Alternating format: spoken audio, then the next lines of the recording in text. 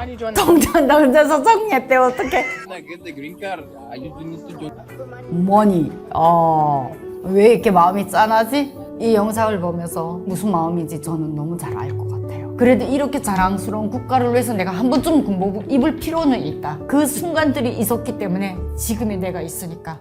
저는 최전방을 좀 많이 나갔어요. 최전방 쪽에 저는 잠원을 많이 나가다니까 순찰과 CCTV 감시하는 이런 군인들, 실제 보초근무 서는 군인들 이런 걸 보면 군인이라는 그 존재만으로도 존경을 받아야 된다고 저는 생각하거든요. 저는 군인이란 그 존재 자체를 먼저 좀 말하고 싶어요. 육군 장교분하고 저하고 얘기를 하다가 군복 자체가 애국이다 라는 말에 두 사람 모두 너무 공감을 했거든요. 그게 어느 나라든. 왜? 군이라는 게 그럼 왜 필요한지를 여기서 먼저 말을 해야 돼요. 군이라는 거는 그 나라의 국가 안보를 보유하기 위해서 존재하는 인력입니다. 검증을 받고 국가를 위해서 봉사를 하겠다는 본인의 의지가 있는 게 첫 번째. 두 번째, 그 의지를 실제 행동으로 옮긴다는 게 두 번째. 세 번째, 그 군인 무엇을 지키기 위해서? 내 고향도 지키고 내 부모 형제도 지키지만 나의 미래도 지킨다 라는 의미에서 세 번째. 더 무슨 말이 필요해요? 그래서 군 자체는 애국이다. 군복 자체가 애국이죠 라고 내가 우연히 배던 말에 위원님 너무 공감합니다.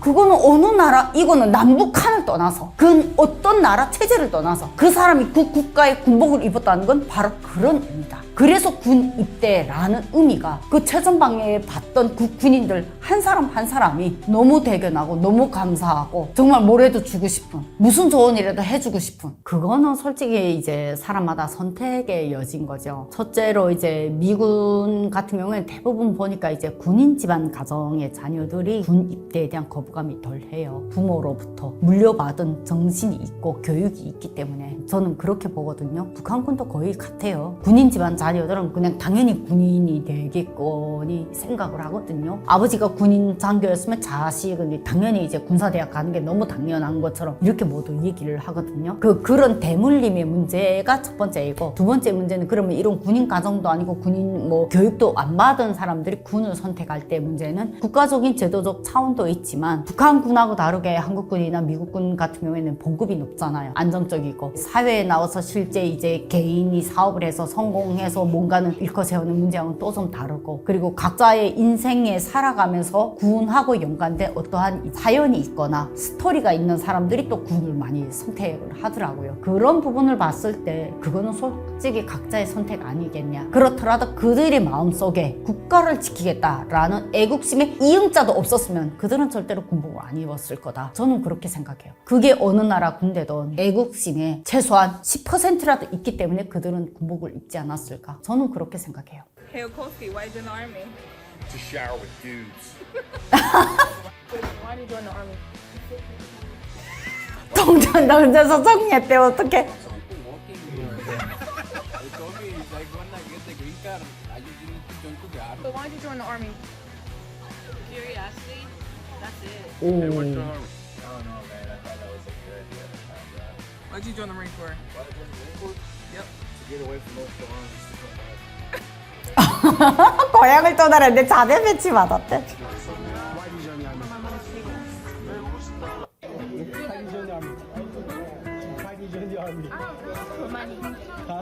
머니.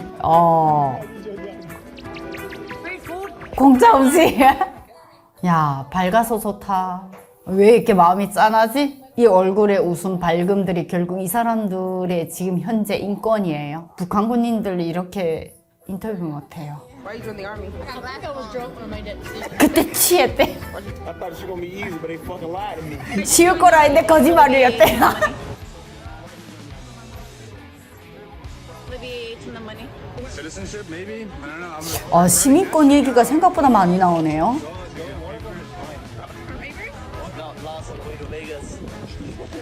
라스베가스 가다가 길 잃었대.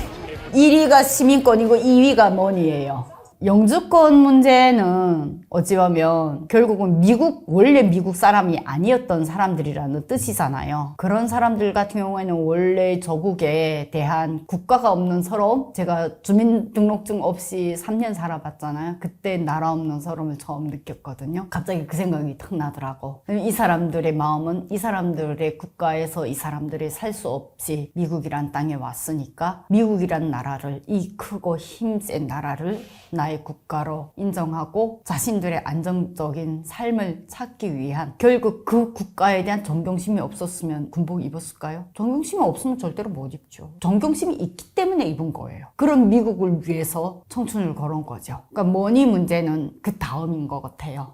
보니까 대부분 영주권 얘기가 상당히 많이 나오는데 그게 무슨 마음인지 저는 너무 잘 알 것 같아요. 정말 제가 한국 군복 입힌다 했어요. 근데 내가 워낙 건강이 안 좋으니까 남편이 적극적으로 말렸거든요. 근데 그때도 정말 입고 싶었어요. 왜? 북한군에서 군복 입고 너무 억울하게 내가 죽을 고비를 넘겼는데 최소한 같은 군복이면 이렇게 제도적이고 그래도 이렇게 자랑스러운 국가를 위해서 내가 한 번쯤 군복 입을 필요는 있다. 난 그때 그렇게 생각했거든요. 그래서 너무 입고 싶었는데 우리 신랑이 딱 말린 거예요. 그래서 그때 특전사령부 가서 낙하 훈련하는 거 그것까지도 내가 실제 하려고 들어갔는데 우리 신랑이 그날 못하게 했거든요. 근데 이제 집에서 하면 안 돼 하면 안 돼 했는데 가서 내가 끝내 했어요. 하고 나니까 막 가슴이 뛰는 거예요. 그 다음에 막 위원님 군복 입읍시다. 군복 입읍시다.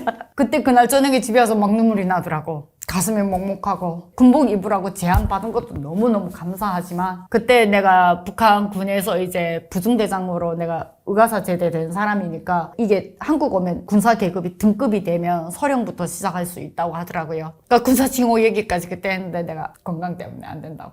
근데 너무 아쉽죠. 군복을 너무너무, 아직도 군을 너무너무 사랑해요. 내 청춘을 바친 것이기도 하지만 내가 내 인생 첫 걸음에 가장 많이 배운, 가장 내 뼈를 깎으면서 내 혼을 바쳐서 배운 군사 문제니까. 그래서 아직도 군은 많이 정말 사랑해요. 이 사람들 보면서 중국에서 내가 그때 국적이 없이 있을 때 평생 북한에서 나서 자라서 보안관 보위 지도원을 무서워한 적이 없거든요. 왜? 죄를 안 지었으니까. 근데 중국에서 내가 그 공안을 무서워하고 있는 거. 악몽을 꾸고 막 트라우마 시들리고 그때의 그 비참함 있잖아요. 사람들은 겉으로는 모르는데 내 마음속에 내가 비참한 거예요. 그걸 지키고 싶어서 나는 목숨 걸고 다시 반드시 중국을 탈출한다. 그리고 내가 한국으로 들어간 거거든요. 근데 이분들이 영주권 얘기를 하면서 본인들의 그 처지를 탈퇴하고 싶어서 선택한 것이 미국 군인이다. 그러되 최소한 그 사람들 마음에 자신의 운명을 다시 맡길 조국으로 선택한다 라는 그 미국에 대한 존경심이 없었다면 이들은 이 군복을 안 입었을 거다. 저는 그렇게 생각해요.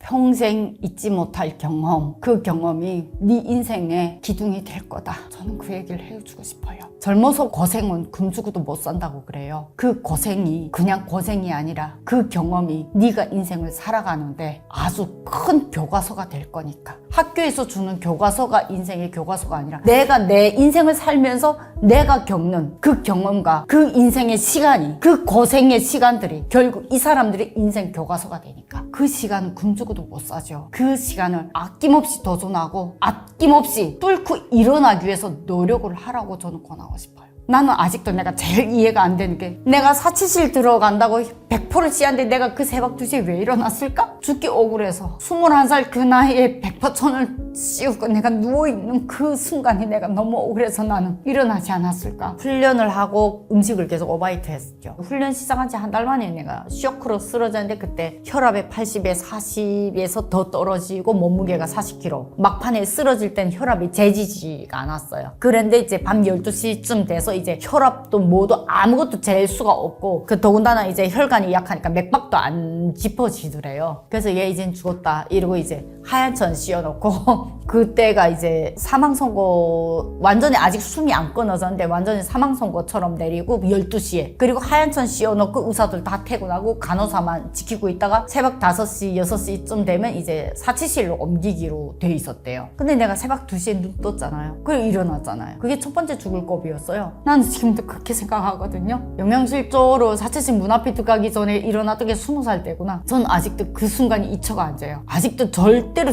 잊을 수가 없고 죽는 순간에도 저는 그런 사경을 헤맸던 그 순간만큼 나이 들어서 치매가 걸려서 모든 기억이 다 서진데도 그 죽음의 문턱까지 넘어갔던 그 순간들은 절대로 못 잊을 것 같아요.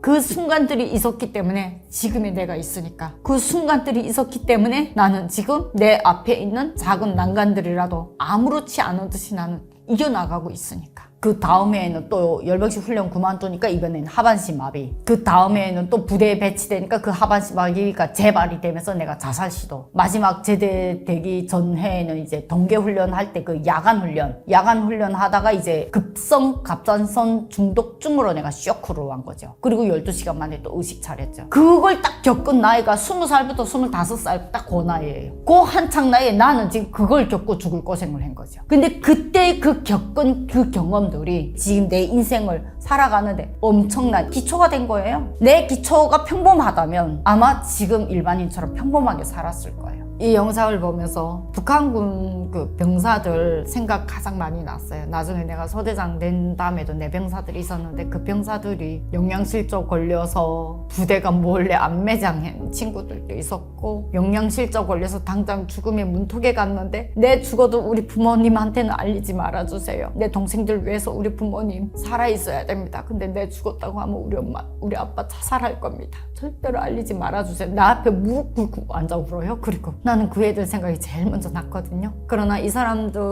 이분들의 얼굴에서 그 웃음과 그 밝음, 그건 결국 그들의 자유이고 그들의 인권을 그들은 표정으로 설명했다고 저는 생각해요.